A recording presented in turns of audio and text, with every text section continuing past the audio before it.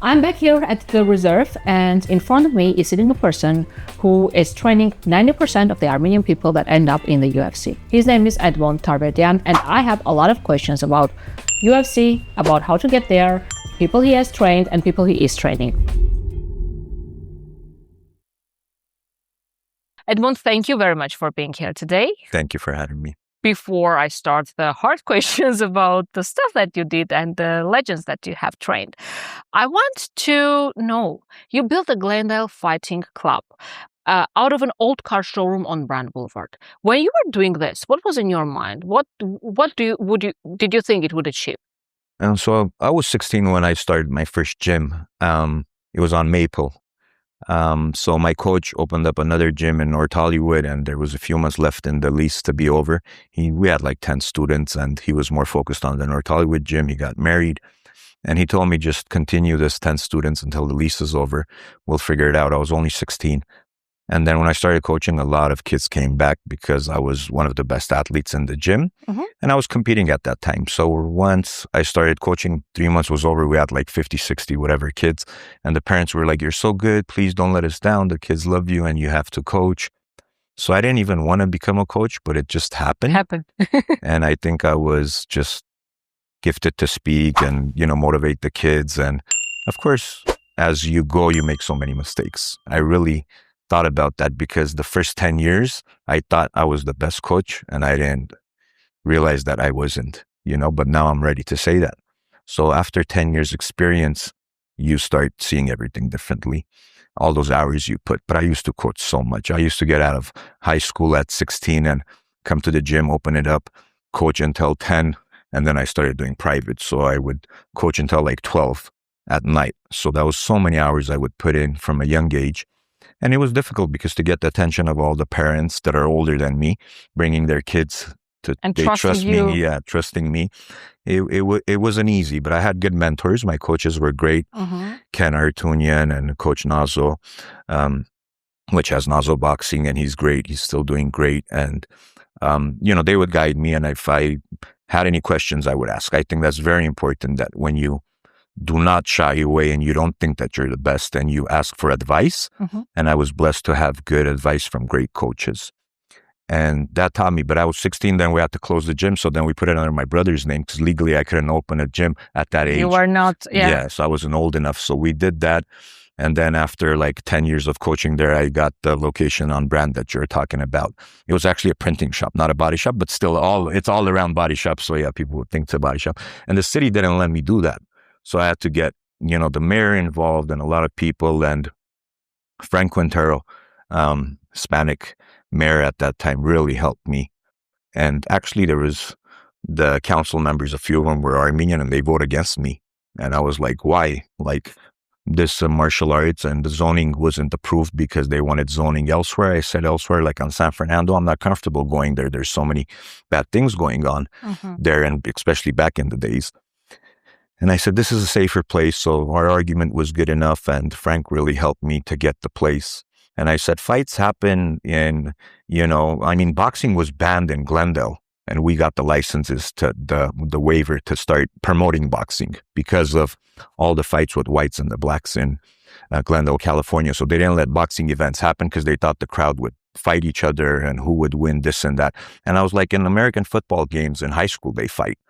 It happens, this part of the sport, but we did that also. So there was, they put a case on me in Glendale that you're operating a business without the zoning licenses, this, that. So I had to go through hell for like 2 years to get my fictitious name, the business license to operate the gym in Glendale. Yeah, it was difficult because there is no gyms out there, especially over 2,000 square feet. And that's my place is 4,000. It's a bigger location. You need parking variation, this, that. So I went through hell, but never gave up. And, we finally made it happen. And yeah, Frank really helped me. And that's how I started. I started coaching, and that's the gym when everything turned around. I got great fighters, but I think the reason is because of my experience. Mm-hmm. It wasn't because the location was so good. I think great athletes will find great coaches because they do their research. They do put their time, and they do want to get the attention of the trainer. And, I have a son myself that plays soccer, and I always tell him, the coach will show up when you're ready to work. You want to work extra? Trust me, the coach will not say no if it's a great coach and has a good heart and trusts you and wants you to be better and believes in you. So, that's what happened. A lot of people saw the dedication I had and the time I put in, and that's the time, everything turned around and I got great fighters. You were 16. At that time, were you you were loved, like the parents trusted you? Were you realizing the responsibility you are getting yourself into? Or were you just very young to realize that? I was young, I think, to realize that, because I was a little bit too strict and I was a little bit too crazy back in the days, especially when it was all Armenians in my gym. And it was like in the wall, like you couldn't even see the door. So it was on the Maple Plaza inside. And yeah, like having the stick in our hands, punishing kids, like that's just what we learned, just like that. And the parents loved it. Now you cannot do that. Now you cannot do that, yes. But the parents loved it. They didn't care. And they even wanted it more stricter. But when I look back, I had crazy fighters that if it was the time now, the experience and the connections and the way I see things, if I had those kids, I think, let's say in UFC, there's 5 Armenian fighters. 3 of them are my kids that I trained from a young age. Mm-hmm. I would have had maybe over 10, 20 kids in there, You got very famous by training Ronda Rousey. Initially, according to you, you were not interested in training her because you were very busy with boxers and fighters, other kids that you had. What was that tipping point that changed your mind and you decided that, okay, I'm going to do this? Yeah, that's a great question. I think she realized my personality, and she wrote a book, of course. In her first book, it's all my pictures and her pictures, and it's mostly about me and her, mm-hmm. our relationship and how we train together, and about her life too, of course. But her mom was besides her when she was doing judo and was real strict and pushed her to the limit. We'll speak about her. Yeah, and I think when she saw my personality, she learned that I don't care, and I don't think she should be in the sport because she's a woman, and women fighters do not make the money they should be making at that time. Mm-hmm. And I said it's better she does something else, because she was talented. I noticed that. And she was an Olympic medalist, so I was like, okay, first Olympic medalist, but I didn't even know her last name, to be honest. And then, so she fought with me. She fought with me because I had a fighter that I had to go corner, and, he had to make weight. I said, I don't want to work with you. I don't want to sweat. And she started going crazy. Like, I drove all this time and she had nothing, and she spent so much time working and trying to make it out from Venice, Santa Monica to my gym. And she started swearing and, telling me this is not right and all those crazy words. I threw her out of the gym. And then I realized that it sucks. Like, she's a girl, and why she's that emotional about it. She really wants me to work with her. And I called her back. I gave her the keys. I said, just come train if I have time. And when I did that, I think she noticed that, like, she has my attention, and she knows that I don't care. Like, you want to work? All right, here's the keys. It's your gym. You arrive earlier than everybody, which she would do that. Mm-hmm. And she would work so hard. So that was the turning point. I think she fought with me, and she knew if she could press my buttons and really, get my attention, I would work with her. Before she became one of the most famous athletes in the world, what was it like?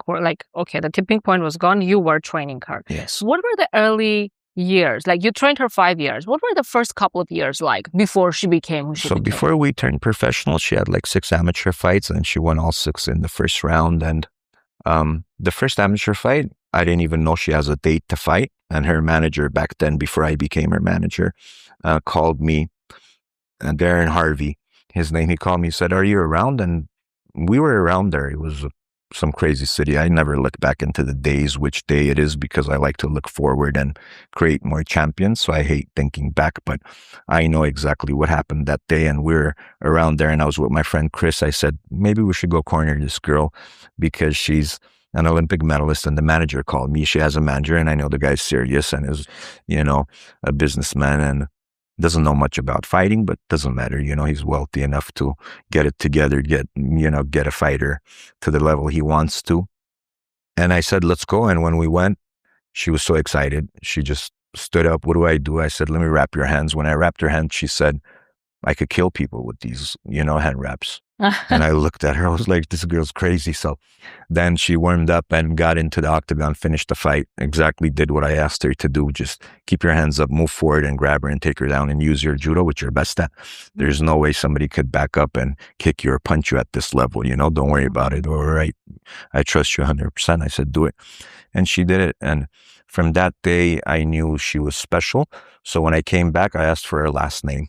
And I didn't know her last name. Yeah. The girl. I knew Ronda, Olympic medalist. And when they would say judo Olympic medalist, I knew that American judo team is not strong. The wrestling is very strong, but judo in America is not strong. If you go out to Russia, Georgia, very good judokais, and France and European countries, but not in the United States. They focus more on wrestling, and the universities have a scholarship to Division I wrestling schools, which we have kids right now in wrestling Division I. Stanford, it's my friend Martin and my brother-in-law's son, Grigor Chalakian, and their kids in Stanford Division I wrestling. So it's great. I knew about wrestling that it gives great opportunity to kids, but not judo. So I was like, how good could she be? I didn't know her last name. And then when that happened, I was like, she's really good. So I got her last name. Yeah. And I researched and I saw even her amateur fight that she did. It had like in 3-4 days, I researched. It had on YouTube, over 200,000 views. I was like, how is this possible? An amateur fight. Nobody knows about it. It's in a gym. It was in a gym in Chatsworth. So I'm like, how is this possible? So I saw that she has such a fan base because of being a judokai in judo, and she was the first Olympic judo female bronze medalist. So she had a good name, and her mom was a world champion, one of the first ones in judo. So I was like, okay, this is good. And then Victor Archinian's promoter promoted women fighting, which is Gina Carano that she just fought at she the last fight. And won. So Gina, was the first one to fight in Elite XC, which was a promotion that Gary Shaw, Victor Archinian's boxing promoter, made for fighting. And I called Gary Shaw because I was training Vic at the time. And I said, how much did this girl get? And he said $200,000. I said, all right, that's not bad. So at least she could make something. And I know she could beat Gina. Back then I was like, there's no way this girl's a beast. All she needs is a takedown. So, I told her that, I think you could do something about this. You could, start working and you'll financially, you could support yourself at least. Of course, that's still little money for a trainer to make so much money off of that. And even when she did come to that point of in her career making just $200,000, I said, I don't need nothing from you, because I believe you could do more. Because as she was going up, as we went to the second, third year, UFC picked her up, I knew she was going to fight for $10 million. And that it was a no-brainer, because I saw the view status. Yeah. Because I saw that her numbers are as high as, let's say, preseason NFL game numbers. I'm like, how is this possible? And I, did my research. Took her all the way from I did her whole fights in the UFC until she lost and she retired. And then this last one, when she came back, she called me and said, I just want to do it with my family inside my house, train, and coaches come. And she didn't need me, and I said, you could do it. You could beat her today if you get up from sleep. And that's exactly what happened. That was 10 seconds? Yeah. Seconds? Yeah. It was it didn't even start? Yeah. It was already done. Yeah, well, Gina was 46 years old, a little bit. I don't want to take anything away from Ronda, but it's not easy to fight at that age. But it was a beautiful fight. Good for both of them, and it's good promotion, and it's good for them. Ready the arm, it's over, mamma mia! I want to ask you about that 48 seconds. Because even if Gina was in her prime, she couldn't beat Ronda. It's impossible. She couldn't? No way. Oh, wow. No way. Yeah, okay. You trained Ronda for 5 years, and then she lost. And then you heard some horrible things about you. Yeah. You mentioned her mom a couple of times, and I want to quote, she said that you are a terrible coach and a bad person. Personally, I don't think that this is something that should be said. No. I'm comfortable with it. It's out there. It's particularly for a person that has trained for 5 years Absolutely. and it's just one loss. Absolutely. But what did it feel? What did it feel to listen that from a person that you had put your heart into? Yeah. Your time, your resources, your efforts? What did you feel? It doesn't feel right. Of course, I felt bad. Again, I had good guidance. At the end, I said what I had to say. And Ronda said what she had to say. She said, I'm still here in the gym and nothing's going to change my mind. So that says that, okay, Edmond's still my coach and, I trust them and there's nothing wrong and we're going to keep doing this. So that gave me a lot of, it made me happy that she said that. No need for anyone to speak bad about anybody's mom. Directly? No, I didn't even talk to her or Ronda, or we knew that, this, I felt this was going to happen, sooner or later, because honestly, first 3-4 years, she didn't even have my phone number, her mom. And she asked on the table when we were eating, could I have Edmond's phone number? And I said, ask your daughter. She has my number. So, and when somebody, there's a saying, when you outshine the master, that's what's going to happen, because she had so much time put into Ronda. And I always told Ronda, if you want her to corner the fights with us and be next to you, I'm open to that. Yeah. Of course, I'm the head trainer and she doesn't know much about fighting. Judo she does, but not, there's a gi in judo and this is not judo. And she said no. So she knew that I was always open to working with her mom, but there's a reason why she said no. It's not my fault, And then, of course, she found a boyfriend, which was my trainer also in my gym, and things a little bit, I was strict about every training session, and things had to be a little bit different. So a little bit back and forth talk started happening. And that's when she came out and she made a big deal out of it, which happens because she wants to protect the daughter. She doesn't know much, and she wants to make sure everything is okay, which was, and they're married until now, happy, 2 kids. So I think everything worked out to the best for her. But all those, bad coach, this and that, bad coach after that. I trained a kid that was 10 years old in my gym at 18. He was ranked in the top 10 in the UFC. He's still in the UFC fighting top 10 fighters. He just fought a kid that's ranked number 4 in the world. So those kids trained with me and they were training partners with Ronda, and they had no physical ability at all. All they had is work ethics, and I got them into the top 10 at 18, 19, 20 years old into the UFC, making over 6 figures. You're such a terrible coach. Yeah, such a terrible coach. So there's nothing else I could do is to just make more world champions, which, we're going to do that. And I'm still going to do that. But that is not in my mind. Everybody that's trained with me knows the level and the experience I have. Yeah. After the loss to Holly Holm and the dramatic 48-second loss to Amanda Nunes in 48 seconds, almost every analysis pointed out to the same thing, that you kept her standing and boxing against world-class strikers instead of leaning into the judo and grappling that made her dominant. Now, when you're looking back to that, like with a sober eye from the distance, was it the right criticism or not? It's stupidity. It's stupidity because I even Joe Rogan, all these guys doing big podcasts and talking about it is just dumb as shit. That's what I think. Because of course I want her to take her down. That's her bread or butter. If she wins, I win. Like, why would I tell her don't work on the takedown? Why wouldn't I work on the takedown? It's like, it's black and white for me. I'm just going to choose the white. We're going to have to win.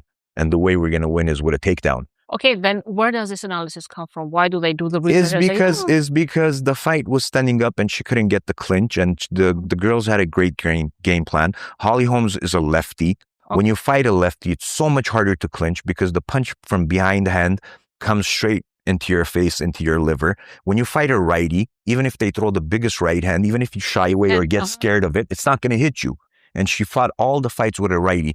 Before she fought Holly Holmes, 2 years before, I said the toughest fight is Holly Holmes. There's a podcast I say that. Why do I say that? Because it's a lefty. You have to be patient with a lefty. You can't rush into the fight. She tried to clinch, and she did clinch. But before that, she was hit, she was hurt. She did take Holly down. She did get the armbar. If you look at the first round, in the first 4 minutes, right when there's a minute left, Ronda wobbles Holly. Holly's both legs were out. She was wobbled and she went back. Nobody talks about that. But I saw that. Our coaches saw that. She was out on her feet. But how did she recover? Because she has 38 professional boxing matches. Anybody else wouldn't have taken that shot. But she did. She stopped the takedowns. Then she got taken down. She stopped the armbar.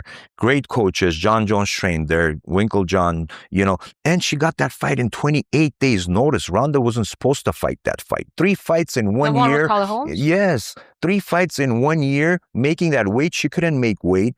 She called me. She said, UFC called me. I said, why are you even calling me? I know you said yes to the fight because I know what kind of a fighter she is. She would always say, I'll be ready to fight in a week. Okay. So now she has to make weight. She's on vacation in Australia. Robbie Lawler is supposed to fight. They throw us in there. Worst matchup. And we have 28 days to prepare. She was in the with a lefty. She was in the bathtub for 8 hours. She couldn't drop a half a pound. Wow.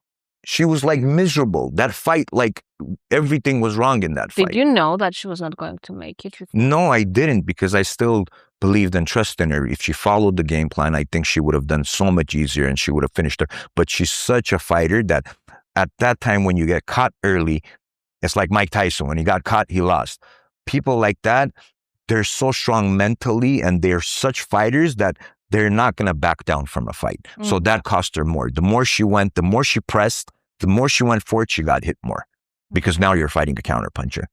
I wish she was scared a little bit. She would have won that fight. But she would never be scared.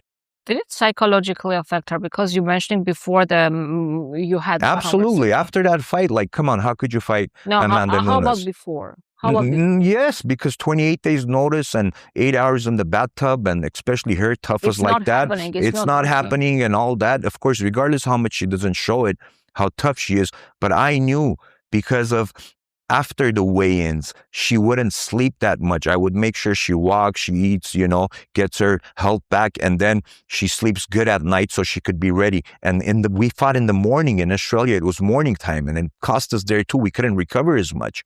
We were out of the fight, and I was like, is this a dream? At 12 in the morning, I'm like, we lost the fight. Like, how is this possible?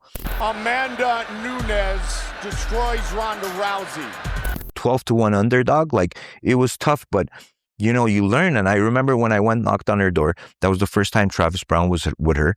First time she had somebody with her in the room. She would always stay alone for a week when I would travel, make sure she's, getting everything. Of course, spending time watching fights with me, making sure the game plan is right. And that's the first time Travis Brown came. And I went knocked on the door. She was sleeping. But we've never had that. So many things were different. Was she supposed to be sleeping? No, she wasn't. Okay. No, she wasn't. But she was drained. She was so tired that she had no choice. I saw it that in her eyes. Could she drop? Huh? Could she drop?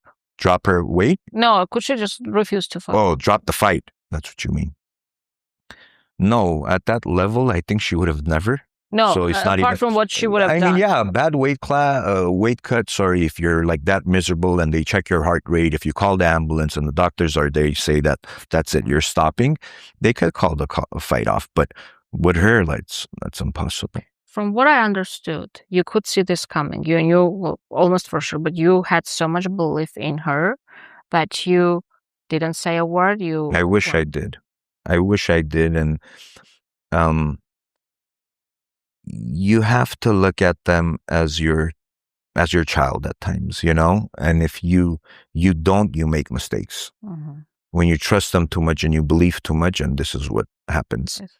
And I've had my mistakes too. I will take the blame. Okay, wrong game plan. Okay, do it better than me.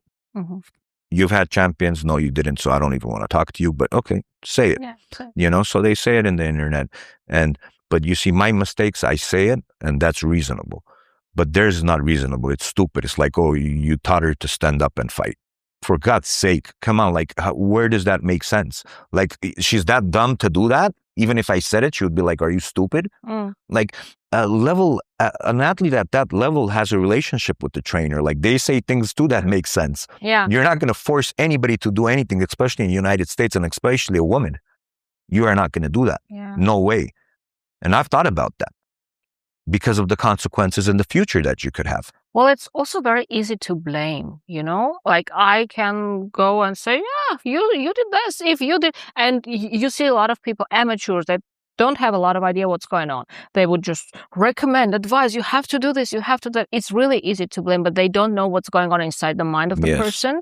And I really think that it is unfair. That's why I'm asking you these questions. And I want to know that, is there a version of those fights that in your mind that you never said publicly? For example, if you would go back to time, would you keep her off from doing that fight with? No, I think I still until now, because listen, I knew she was good. And, even though she was getting in a bathtub, it was very hard. That 8 hours we spent, we were cutting. And then the last half a pound was difficult. So that's why I'm saying 8 hours, because still you shouldn't be in the bathtub for 8 hours to make weight. I think that's miserable. I think it's unhealthy. It's bad for the body. Yeah. But hey, getting hit is bad already. Yeah. So am I going to pull out at that second? No. Is she going to let me know? And if I saw that there was, fainting or her eyes rolling back or fatigue or pale or not speaking, not reacting, I would have called the ambulance. Yes, I would have, because I know my heart and she knows how much I loved and care about her. So I would not risk that. But still, see, I'm saying that I wish I didn't call it off. It's because we lost the fight. Would her career and life be any different if you called it off? No, because losses are for everybody. What kind of a loss is that? Like, come on, Max Kellerman said it best. He said, Edmond, with this loss, the whole world is talking about her fight. The whole world was talking about that fight. Yeah. So did she really lose or did she win? She did win. Come on, it's not only about the results of the fight. It's about what you do with that fight. Had she won, would it be like just the next fight that she won? People would not be speaking as much? The next fight, of course, she would win, because it was Miesha Tate when Holly beat her. Miesha Tate beat Holly. And Ronda beat Miesha Tate twice, which she still trained 30 days. She was acting and making movies. She came back. She was so skinny and lean. She had to gain her speed and power back, and I had to train her. She was in Bulgaria, and I put some trainings resume for her. I couldn't travel with her because I had Darchinyan and Alvanas, all the fighters. God rest his soul, Alvanas, good kid. And I had all these people, so I couldn't travel, and I knew she was going to beat Miesha regardless. So I took that risk. Go. And I put a program. She followed it, but she was still not in shape. And she still beat Miesha. And so Miesha won the fight with Holly, and now we have to fight Miesha. And she didn't want to fight.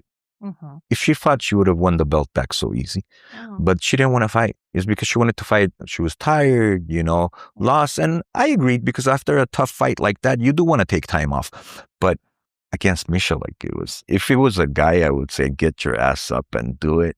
And even slap him and just get it together. But with her, she was so emotional about it. And, so big, and a big loss like that. So I understand why she didn't. But I'm sure she thinks about it, why I should have gotten up and beaten Holly and, Amanda, I think. Miesha Tate, and then she wouldn't fight Amanda, and that would have been over. But, all right, it still doesn't matter. Amanda's a great champion, fought a great fight. And, after losing like that, fighting a tougher fight, I think it's not right. But in UFC, they don't care. That's why the promotion is so big. If it was boxing, we would have taken up a tune-up fight, which is just an easy fight for you to get your mind there, get your feeling back, and, work on yourself a little bit mentally, of course, most importantly, and then physically.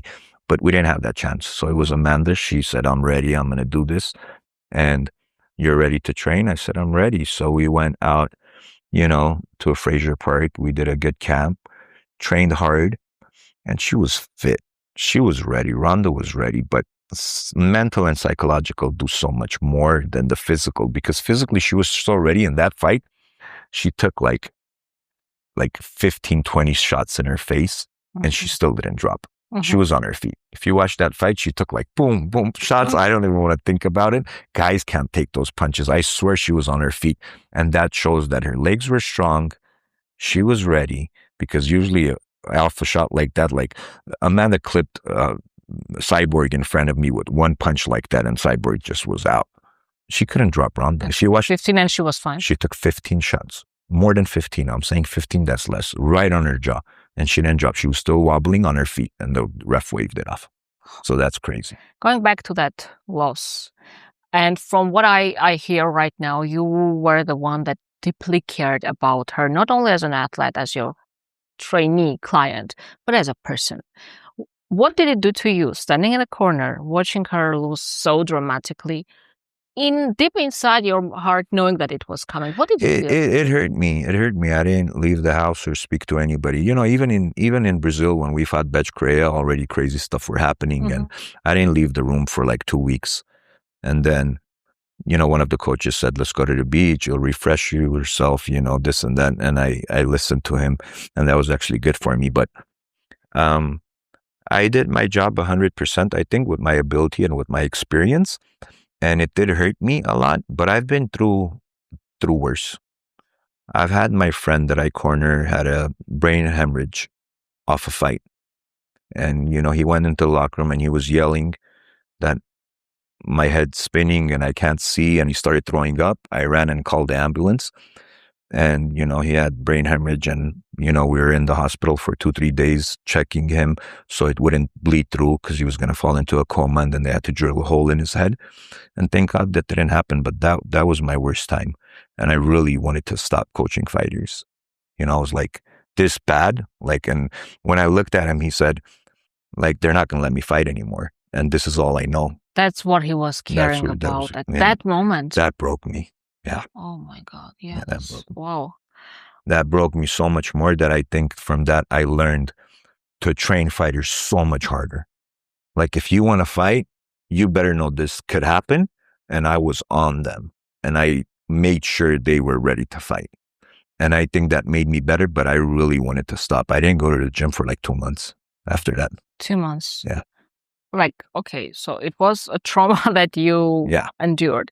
But have you really actually thought that, okay, I'm not doing this anymore? No, because now I don't say I'm not doing it. I don't encourage any kid to do it. I will encourage them to learn how to defend themselves and do it as a sport, even a secondary sport, to feel good about yourself, to learn the discipline aspect and all the great things martial arts or boxing gives you. I think it disciplines the crazy people. And once you start boxing, you realize that you should do this in the gym instead of outside. So it's so much art into it. And I love doing that. And I train kids until now. But I don't encourage them to fight. And I will never say go fight or compete. So once it's their decision and I see they want it so much and they want to get my attention to take them to competition and they look into the USA boxing schedule. I just had a national champion 3 months ago, which no Armenians won nationals, at 15 years old. We've had a US Olympian, Edmond Tarverdyan, and I just said he passed away recently. And he was one of our fighters. Oh, yeah. Yeah. So I trained him. He won the WBC title, which is huge, silver world title at the Staples Center. And, this kid won the nationals, but they want to, their parents want to, their dad is involved. They research, they get their licenses. Coach, this is the date, they get the hotels. And I'm like, okay, I got to go through this again. Let's do it. And we won 3-4 matches and he got first place gold medal and he's 15. I wish he was 16 or 17 because he would qualify for the Olympic Games because he's number 1 ranked in the US, but that's not going to happen. So now the next step will be professional or wait another, 6 years after the next Olympics, you have to wait another 4. So he won't make it to the Olympics Games because he'll be young. He'll still be 17, turning 17. So you have to be 18, but you have to be 18 to win the qualifications. So I've always wondered, and you are a parent yourself, your kid is playing soccer. What makes parents promote their children to go to these fighting and sports that are actually not safe for, okay, you said you train, but you are not encouraging them to go to fight, right? Yes. What makes the parents to want their kid to fight? What is I don't. As a parent, would you do that? Right, I would never do that. My son plays soccer. He doesn't fight, but he's trained in my gym, and that helped him so much with every aspect of any sport he plays. I think he's learned enough discipline from our gym that he'll be okay or good at it. Not the greatest, but I think parents nowadays are more educated than before. Before, kids were tougher. Now parents are a little bit more educated. Not a little bit, they're pretty educated because they bring the kids to the gym. They said, we want him to learn martial arts to defend himself, but our goal is not for him to make it professional. Okay. I think the lack of experience and the knowledge they have is, let's say if they do a sport, will that sport get him into the university with a free ride like I just talked about the kid Grigor, right? And I wish they do it that way because they do sports, sometimes fighting sports that doesn't give scholarships. Why not? If you're going to be grappling, like I love wrestling, jiu-jitsu, like I love it. A lot of guys, teach kids, keep them off the streets, a lot of discipline. But if you're so good at that, wrestle. Because it's almost the same thing, but wrestling will give you a $400,000 free ride to a scholarship to a university. You'll be really well. And they're getting paid monthly to compete. Okay. So why would you do that one and thing. not the other? Mm-hmm. Yeah, it's like basically kickboxing instead of boxing. If you're going to be that great of a kickboxer, your hands are good, think about boxing. You can make 100 million instead of 100,000. We have Giorgio Petrosya from Italy. I love him. He's the legend. He's the best fighter, right, in the world in kickboxing. But his biggest pay is $1 million, and I think he deserves $200-300 million. But he's never made that, and it sucks.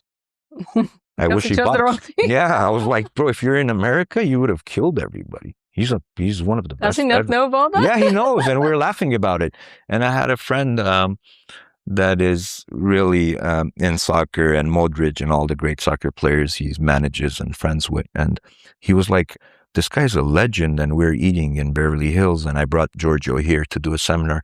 And he was like, how much money did he make? And I was like, $1 million, his biggest fight. It was like, please don't do that. He's like, please. I'm like, yeah, I'm being honest. And he was so upset. He goes, how is this possible? So yeah, I think that's the part that parents should do it correctly if the kid is talented enough or wants it. But parents are educated enough now to bring him in my gym and say, we're not worried about that at all. We just want him to learn discipline, learn how to fight, defend themselves. It's great. But you as a parent to think that your kid is so good or like push them to fight, it's like, come on. Let the coach do the job. Trust the coach. Take him to a coach that has experience enough, had professional fighters. Ask him what makes a pro. What does the kid need to become a professional athlete, to become a professional fighter? It's just a simple question. And I don't get that a lot. You know what I get? My kid is good. My kid and regardless if he's good or bad, right? Like, who cares about punching hard? Why don't you think about if your kid could take an ass beating and stay in the fight? That's more important.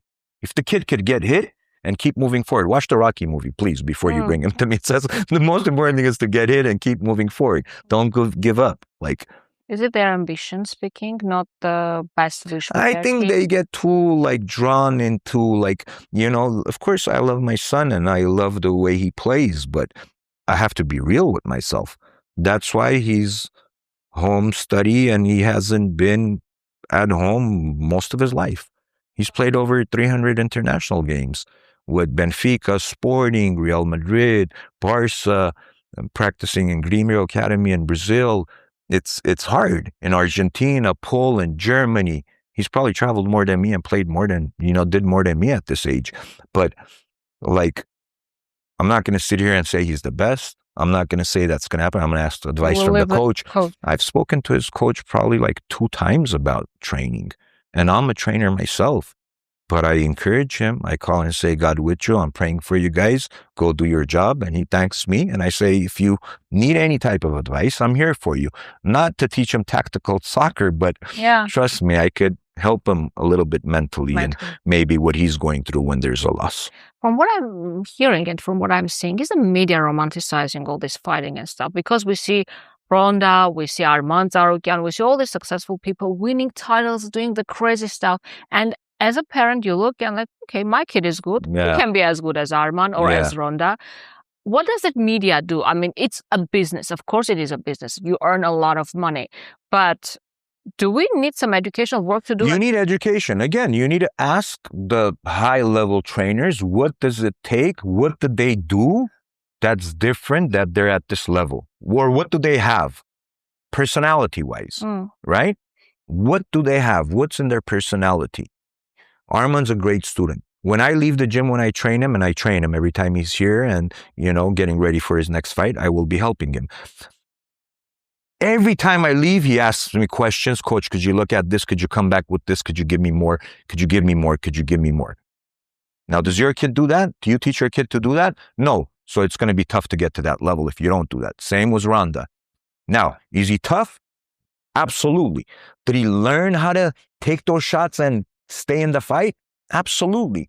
Is he still asking questions, being at the level? He's still asking questions, and I still talk to him about those things because there was a point in his life that he wasn't that prepared mentally and physically to take those shots. But if you watch him, how he grew, he's been knocked out before.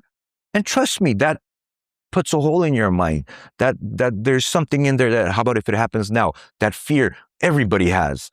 You're a human being, you think about it. But how did he defeat that? I've spoken to him about that. And he's a great student. That's what's different. He puts in the time. I've never seen anybody work like him. Armand, and the questions he asks, the way he asks, the way he appreciates the coach, he wants you to work with him. He makes you want to work with him. That's the difference. Do we think that it comes easy? It's like 1, 2, and everybody does. Everybody does. I've had so many parents thinking that their kid's going to be the best in the world, and then the kid that Edmond is still in the UFC and fighting, and I've seen his dad maybe twice in my life. And he was in my gym for 10 years. I spent money, took him to travel all over the world United States to compete in all boxing competitions. I put a coach with him because I had Ronda at that time. Of course, he was training with Ronda, but I put him in the right places, cornering professional fighters to see it, to grow from it. So if he didn't do that, he couldn't fight at that age, young like that at that level. I think it's what your eye sees too and what you start believing in also. So all that matters. Yeah, why is like in Barcelona, the great kids come out from La Masia Club, Messi, and then you have Lamine Yamal right now, because they've seen the older ones play that good. They see it. Once you see it, your belief is more. In my gym, I had Victor Chenyan, Vanes Marosian, U.S. Olympian, world title, Azat Hovhannisyan, Gabriel Tolmadjian, Art Hovhannisyan. These guys are all number 1 ranked boxers, top 10 in the world, world title contenders. And then Ronda comes in. And then boom, Edmond comes in. Why? Because they believe it. And then I would say, look at Vic. He doesn't have the best balance in the world. The guy's a 3-weight division champion, 10-time world champion. You could do it too. Yeah, coach, I'm going to do it. That gives them the confidence. So they see that. Some parents take them to gyms and they've never had a professional fighter, and then they brag about their kid, or they're going to go to one incident I had lately, not an incident, some parents saying, my kid's going to go to Penn State wrestling. And Penn State's number 1 wrestling team in the world, I would say, not even the United States. They have Olympic champions and all this, Division I wrestling. And the kid's wrestling in Hoover High School. It's a 6th division wrestling, and he's not even winning that competition. And it's the last year. It's like 12th grade, and you're telling me that? I'm like, do you want me to tell you that there's not even 0.00001% chance that happens, or you want me to tell you that you're an idiot? Well, and what do I do? When you tell them the truth, they say you're the bad one. Yeah, I can't do that. And then I can't say a bad word or say that's not reasonable. You're being delusional or whatever. I'm like, I hope, but please research what kind of athletes Nebraska is. And that's a Division 6 school that you're going into, and you haven't even won state championships. Oh my goodness. But there is. It's what do you do? Yeah. You could just give them hope, and you could say, just do your research. I wish... there is a podcast out there. I think our culture still is behind. I spoke to Yura, actually, Movsesian, you've interviewed. I said, maybe we should do a podcast of explaining people. Educate. That's all I want to do. I don't care if they listen. I don't care about the views. I don't care about anything. I just care about people to be real about it. When you speak to the Latinos, they know about boxing because they've had so many champions. They have so many TV interviews, Chavez, this, that. They have their TV podcasts, whatever. Kids know what they're getting into. They wrestle. They don't go play basketball. God, I'm tired of basketball. You guys have 100,000 kids playing. Nobody's made it. Please, okay. Gary Trevisan, at least it was from an MMA gym. At least he was from an MMA gym, his dad, high stand MMA and professional athletes, came from there. I was still happy. I was like, okay, G League, but that's G League. That's not NBA. Great, great athlete. But that's one. We've had so many great soccer players and wrestlers, Olympic champions. They go and do something that is not, you don't see Latinos playing basketball, right? They should maybe. They have one. We do it. We always like to do it by what I think there's a little bit lack of education in sports. There's a lack of knowledge, but we try to become something that we see on TV and we think we could do it, but it's not like that. We got to look at it real. Yeah, from what I think, it's you need to educate the parents. Of course, we all love our kids very much, more than anything on the earth. But we need to be realistic. Okay, your kid, maybe he's good at something. Absolutely, art. Maybe, singing. Yeah. Okay, so You don't. Ask advice from the trainer. That's it. And not every trainer. The trainer doesn't know. The trainer doesn't. I know it better. And because this is an issue too. Like when my son was playing soccer with, I'm not going to mention the names of the clubs, Armenian club, and they don't have the licenses to play at the highest level because they're not allowed to. Europe probably spoke about this because they don't have MLS Next.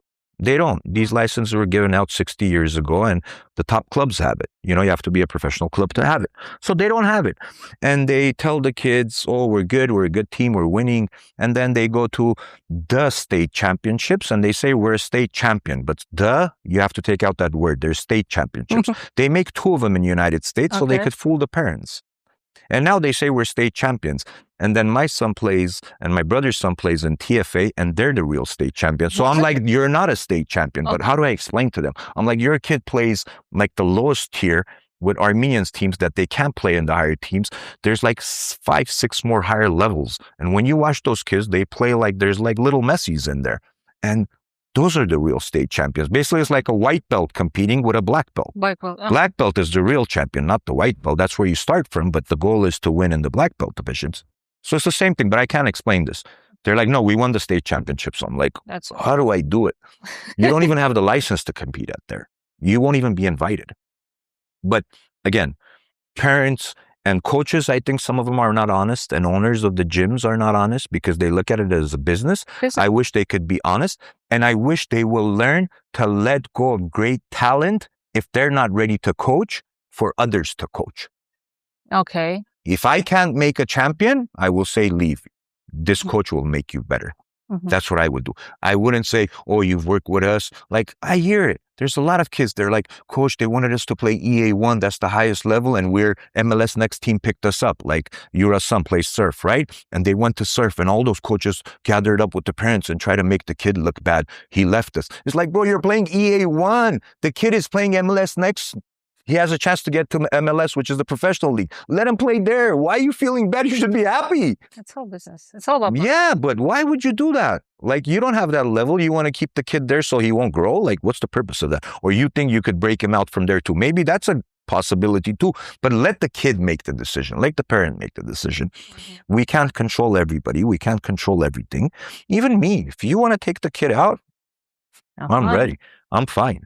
Because I don't want to be responsible of telling you stay here and then something happens to your kid, like my friend, brain hemorrhage, and then what am I going to do? Well, okay, but has it been like when you said this, is there a case when you have like a brilliant kid, amazing one, and the parent wants to take them out? Yeah. What do you do? I've had. I just. But you know, like for sure, you know that the next Edmond Tarverdyan is out now. I swear I would let it go. No bad feeling at all. I would smile. I would be knowing happy. that you 100%. Even if I put 10 years into it, I would smile. 100%. Because I've been through the worst. And I'm not going to let anybody tell me this happened because of you. There's no way. Like that will break me. This happened because of you. Like I'm not going to, something bad, meaning, you know, like brain hemorrhage, like that's really bad. You know what I mean? Like I wouldn't want that to happen. That's why I don't want to tell any kid to fight. I don't want to talk about like competing, and I'm not going to take them to those stupid tournaments everybody goes to and everybody wins medals. I'm not about that. Try to prove yourself in the gym, work hard, become a disciplined athlete, and then we'll worry about those medals. Everybody wants that motivation and that medals, but nobody thinks about the discipline aspect. When you do the discipline, the medals will come. That will come. Try to win a medal in my gym. Then you'll worry about winning a medal over there. My gym will be harder, trust me. That's what I tell them. There is a parent watching this episode right now that thinks their kid is the best, that thinks that their kid needs to fight to become the next Edmond Tarverdyan. Yes. But they don't know how to get their kid to... I get a lot of that. From Armenia, I get phone calls. That's a great question.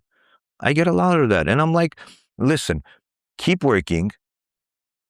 Find a coach again that has maybe connections to me, talks to me. Maybe the coach asks advice from me. I'll be like, I'm vouching for that coach. I've had a coach come from Ukraine to me and work under me. And then he went to China, traveled with my fighters. And then now he's in France. He has a gym there, doing great. He had a world contender and he fought for the world title. Arnold, Korean kid, and Korean and Ukrainian, beautiful looking kid, fought for the world title. And Abel learned, and he was open to learning boxing, and he went, took him to Freddie Roach's gym. He learned and he became better. Maybe you should research what kind of a gym in Armenia, talks to us or has connections that could bring the kid here. Because I get a lot of emails from Armenia, like parents. I get calls too, like at night. I'm like, the mom's like, my kid is so good. He's 6-0. I'm like, oh my God, I haven't seen the kid, but I believe it's good. But I believe it's good. Yeah. But I'm like, why don't you email me the fights. Let me see what I could do. And I'll give him an opportunity 100%. Some of them write messages like, we're better than Edmond Tarverdyan, you train him from a young age, but we think we're better. I'm like, okay, like, what do I say? Okay, you think you're better, good for you. What do I do? So, I think, again, being a little bit educated and knowing where to go and just building up slowly, not rushing into the UFC. I think, having 10, 15 fights, over 10 fights, and then there's Contender Series. If you're young, think about the business aspect too. I think what my advice to the parents would be, think about the business aspect. Like, what kind of fighters does the UFC want if you want to get into the UFC, right? What does boxing want? We're Armenian. Our culture is not that big. They have a Latino fighter fight for the world title. Their 300 million views are a lot. So what do we have to do? As a trainer, I think, as a manager, I think, we have to be different. Yeah. We have to get the attention of them. We have to dominate. We have to be like Armand. We have to do more media to get their attention. We have to do that. Okay, that's one step. Second step, we have to kill them, beat them better than anybody's beat them. In the ring, this means not kill them really, but, kill them meaning in a fight. Victor Chinyan, prime example. Everybody they put in front of him, he said yes, and he knocked them out. He said, I'm going to knock you out. He knocked them out. Was he different? Yes. Did he get a lot of TV attention, a lot of media attention? Did he do what he's supposed to? Yes. Is he one of the best? Yes. So you want to be different. So think about the business aspect too before you, think about your son should be in there. And one thing you got to understand, it's a long road. It's a long road. You are not going there in one year. Not yes, even in two. Not even in two. In boxing, you need 10 years of fighting professional to be known. 10 years of That's fighting. A lot. In UFC, 2-3 years, you could boom, break out, do a jumping kick, and then the whole world talks about it. Yes. So now you need that, like combat sambo world champion, Khabib, good wrestler, background. You need a background, right? You're right about that. So again, you need all those years. But once you turn pro, at least boom, boom, boom, 6, 7, 2-3 good wins in the UFC, one good kick, one knee knockout, the whole world talks about it, which is, I think, not correct, but their media is so strong, they make you into a star. That's why their pay is low, and they say, we make you into a star, make money elsewhere. From there you go. There you go. There you go. But boxing, 10 years, I don't care how good you are. Nobody's going to give you credit. So please, like, when you think about a kid boxing, like, it's a little bit more serious. It's a little bit more work. We started with Ronda, and I want to end with Ronda. Okay. If Ronda was sitting in my place here right now, and she would ask you one question, something she has never asked you directly, what do you think it would be? Oh, man, that's so hard. I think she would ask a question that would emotionally touch me. And she would say, were you really, and are you still proud of me, or were you happy for me? And I would hug her and say, yes, I was. I think that's what she would do. Because everything else I think we did together. But she would make sure, because I know I don't want to say insecurity, but I know how she is. She would stay like, I finished even the last fight. I called you. You weren't in my corner before I said we're going to do this together and finish it together. Are you still proud of me? Like, are you like happy for me? And the answer would be yes, and I would hug her. That's it. Thank you very much. Thank you.